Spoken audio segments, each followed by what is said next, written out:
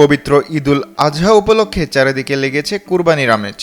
আর এই আমেজের সবচেয়ে বড় আকর্ষণ পশুর হাট। লক্ষ্মীপুরের পশুর হাটগুলোতে এখন শুধুই ক্রেতা বিক্রেতাদের হাঁকডাক আর পশুর কোলাহল। ঈদকে সামনে রেখে লক্ষ্মীপুরের বিভিন্ন পশুর হাটে দেখা যাচ্ছে কুরবানির পশুর ব্যাপক সমাগম। জেলার বিভিন্ন এলাকা থেকে খামারি ও বিক্রেতারা তাদের পরম যত্নে লালন পালন করা গরু ছাগল হাটে তুলতে শুরু করায় জমে উঠেছে কোরবানির বাজার। বিশেষ করে জেলার অন্যতম বৃহৎ পশুর হাট মোল্লার হাট গরুর বাজার ঘুরে দেখা গেছে ক্রেতা বিক্রেতাদের সরব উপস্থিতি। তবে হাটে ভিড় যতই থাকুক, মনের দিক থেকে পুরোপুরি সন্তুষ্ট নন কেউই।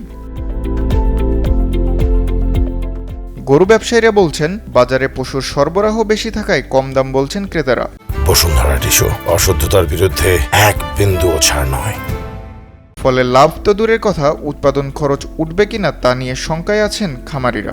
বেচা বিক্রি তো আপনারা দেখতেছেন বাজারের মধ্যে গাঁও কাছে বেচা কিনা নাই। আমরা গরু নিয়ে খাড়া রয়েছি সকাল ধরে এ পর্যন্ত। গরুর দাম একবার সীমিত কম, আমাদের প্রচুর লস হইতেছে।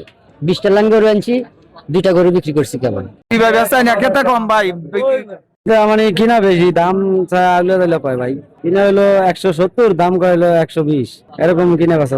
ইন্ডিয়াতে গরু আসতে আছে, বর্ডারের গরুর কারণে আমাদের কোনো কিনা বেচা নাই।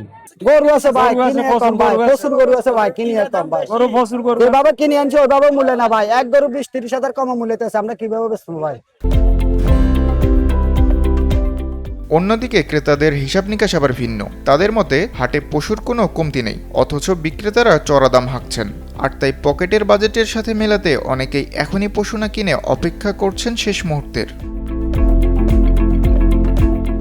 তবে এই টানপোড়েন সাময়িক বলেই মনে করছেন হাট সংশ্লিষ্টরা। তাদের আশা, ঈদ যত ঘনিয়ে আসবে বাজারে বেচাকেনা ততই বাড়বে, আর শেষ মুহূর্তে সব শঙ্কা কাটিয়ে পশুর হাটগুলো ফিরে পাবে তার আসল প্রাণবন্ত রূপ।